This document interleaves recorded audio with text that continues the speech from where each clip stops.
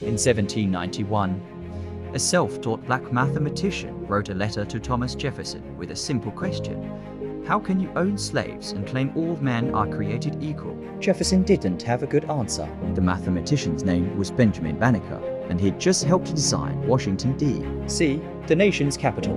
Benjamin was born free in Maryland in 1731. His grandmother had been an enslaved woman who earned her freedom. His grandfather was a formerly indentured English servant. Benjamin had almost no formal education, just a few years in a small Quaker school.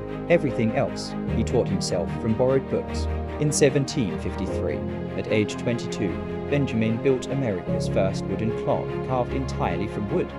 Without ever seeing a clock's internal mechanisms, he just studied a pocket watch and figured it out. The clock kept perfect time for over 50 years. But Benjamin's real genius was mathematics and astronomy. He taught himself advanced mathematics, studied astronomy, and began making precise calculations of celestial movements. In 1791, President George Washington commissioned Pierre L'Enfant to design the new capital city. L'Enfant needed a surveyor who could do complex astronomical and mathematical calculations. They hired Benjamin Banneker. For months, Benjamin worked on surveying and planning Washington, D.C. When L'Enfant quit abruptly and took all his plans with him, Benjamin recreated the entire city layout from memory. Washington, D.C. exists because of Benjamin Banneker's mind. Around the same time, Benjamin started publishing almanacs, annual books with astronomical calculations, weather predictions, and tide tables. His calculations were so accurate they rivaled the best European almanacs. In 1791,